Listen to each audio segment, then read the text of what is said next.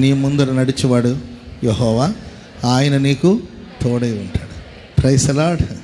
దేవుడు మనకి ఈ సంవత్సరం ఆఖరిలో ఇచ్చిన ఈ మంచి మాటను బట్టి చప్పట్లు కొడుతూ అందరూ దేవునికి బిగ్గరగా వీలుంటే మీ 2 చేతులు అలా పైకెత్తి చప్పట్లు కొట్టండి. Thank you. Hallelujah.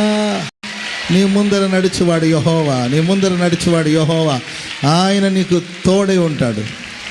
Thank you. God bless you. Hallelujah.